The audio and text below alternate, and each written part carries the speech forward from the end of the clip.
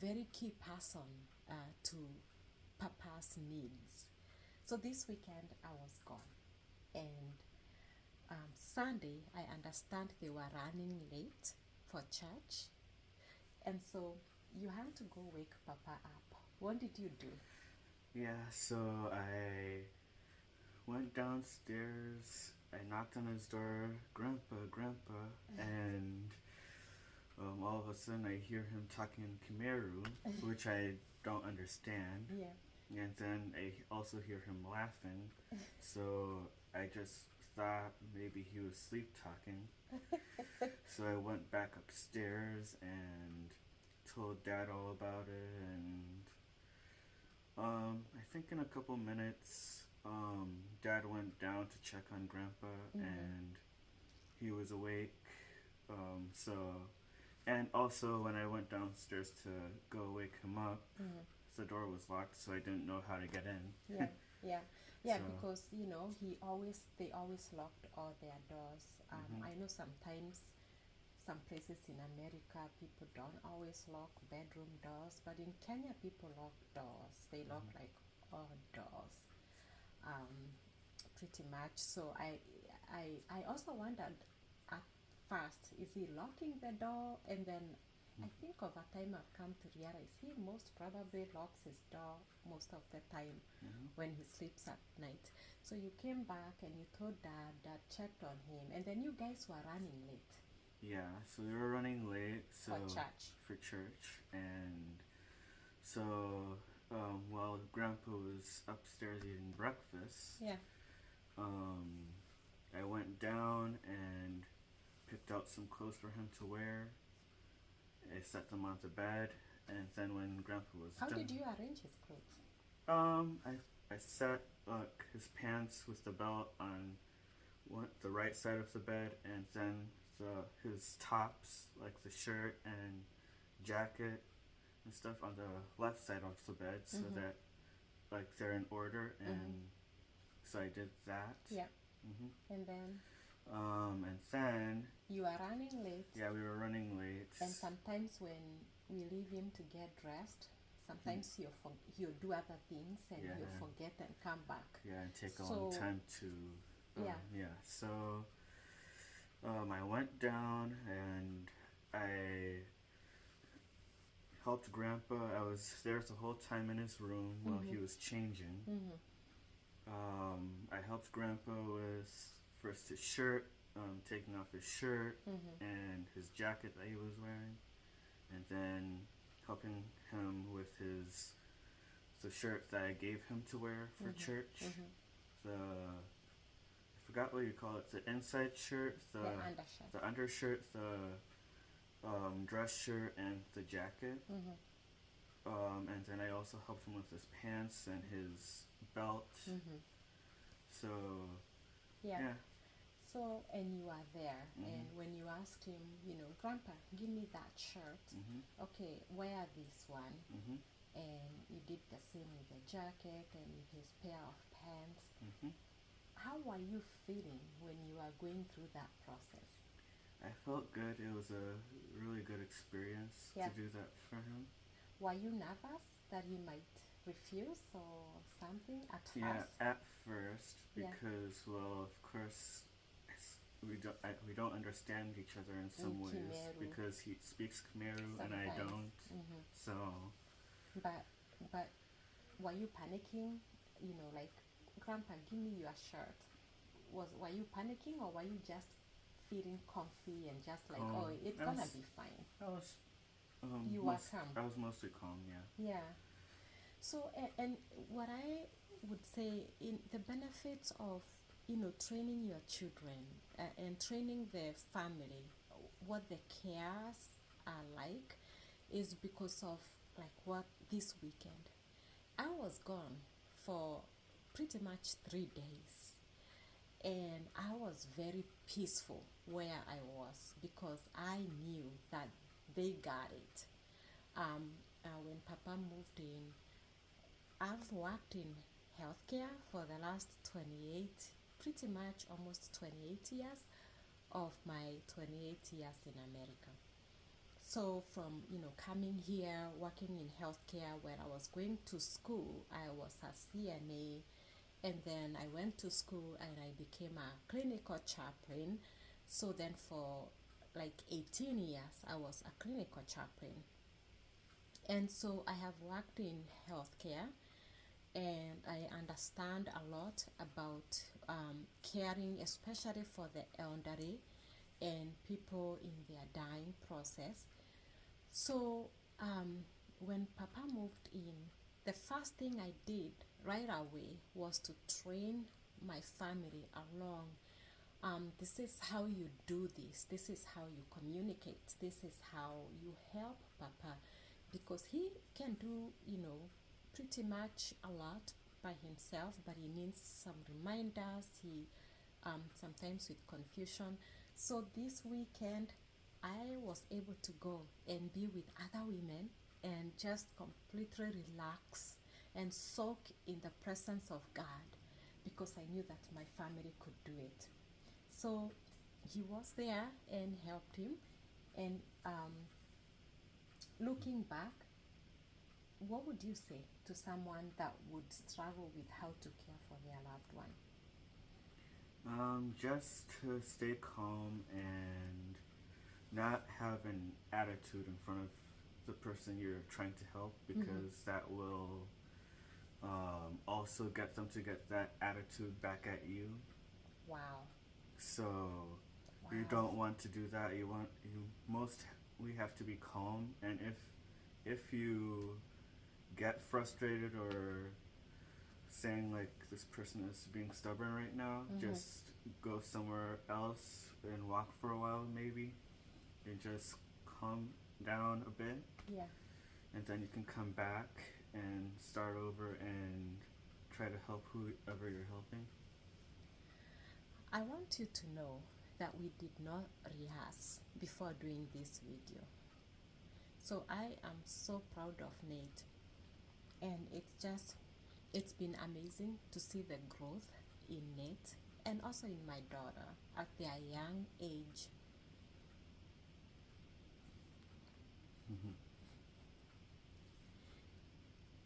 Sorry about that. And how they handled this so well when I was away. So thank you so much for being there. That gave me permission to go and rest. And I can tell you today is Monday, and I am rested. I feel good. I feel full of energy, and just also so grateful to see how we can learn. And the other thing too is, I just want to encourage families. It's not that difficult to care for your loved one if you do it as a team. So I encourage you, just doing it as a team. Also, caregivers, don't do everything.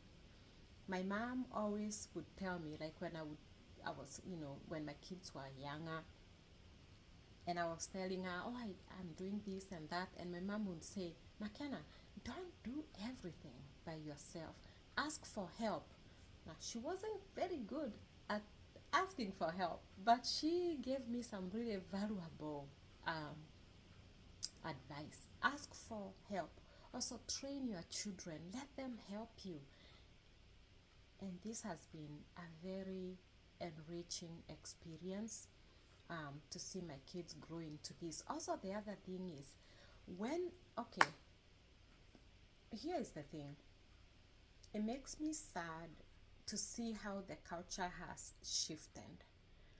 And today, very many families, I don't want to condemn anybody or sound like I'm condemning anybody, because every situation is different. So I don't know what your situation is. But my observation is, so when our elderly parents get to a place where they are not able to do things for themselves, and they move into a nursing home. And so the family calls the nursing home and says, we are coming to see dad or grandpa.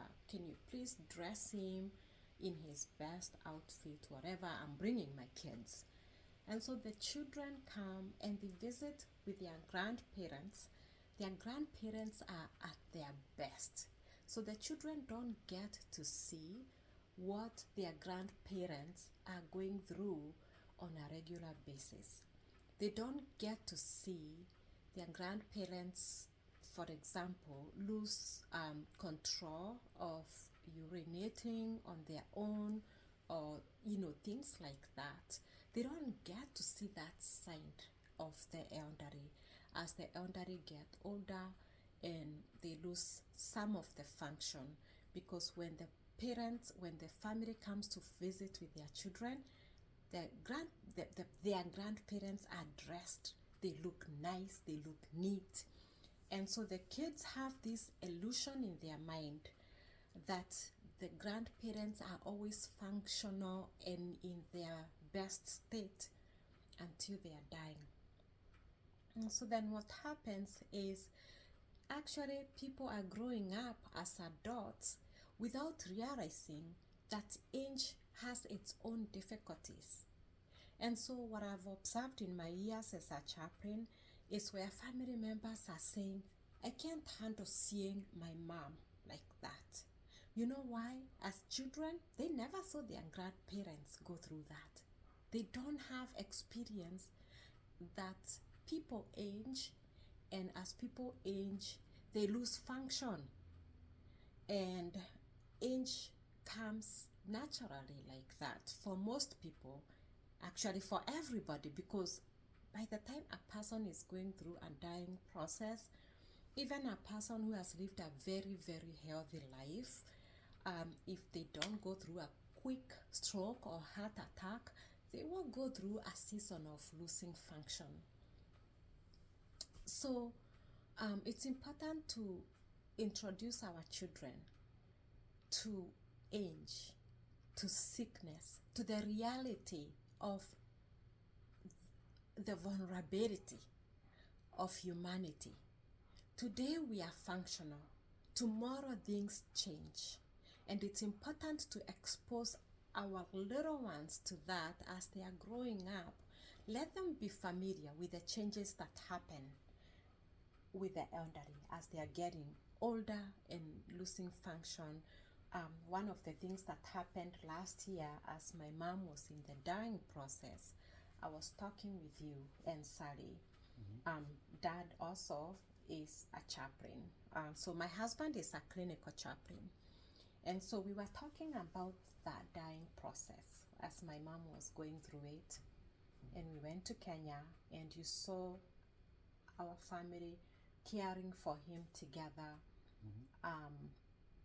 So we didn't hide anything from you, right? You got to see all of how my mom, the things that she went through, some of the suffering, the changes. How did that impact you? Well, it was, for one thing, emotional. It was sad. It was emotional. Sad. To see how your grandparents are aging like that and decreasing. But also, in a way, it was refreshing and good to experience that, because, well, seeing that there's a lot of people out there that are supporting your grandparents and knowing what's happening and just being there, talking with them. Yeah, it goes both ways. It goes both ways, yeah. So there's sadness that come with it, and the reality. How was it to talk with your grandma during those last summer? I had talked with you and Sally, and so you knew that she was in her dying process. And I saw both you and Sally taking that very, very seriously and having very intentional communication with your grandmother. You are telling her you love her. You are going for hugs from her all the time, going for hugs, and just I mean, you really were intentional. Both you and Sally were so intentional, and I watched you being there, loving on her. how did that feel, and when you look back, how did that help you cope with her death? When it was that time, it was sad, but also knowing that she's going to be with God, that was what gave me peace. Yeah. Knowing that she was going to be with God, and even though we might not be able to see each other until when Christ comes, we know that she's going to be there. Yeah. And looking back from now, just makes me think of all of the other families out there that are dealing with the same thing. Yeah. Hoping that they would have the same experience that I had, that Sally had. Yes. That we all had, having the experience of Grandma dying. It's sad to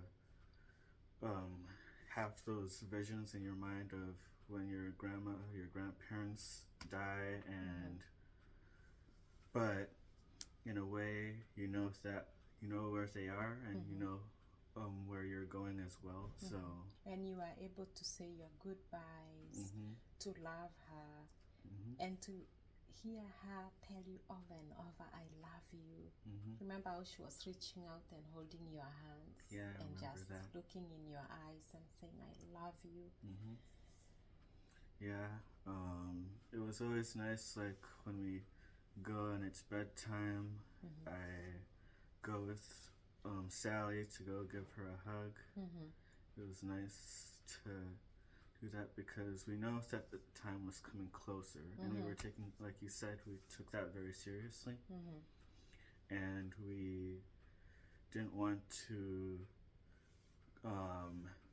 go there without the knowledge of knowing Grandma's going to die, and that we won't be able to see her again. So did that help you feel more peaceful, that you can look back and know that you are there and you did your best? yes.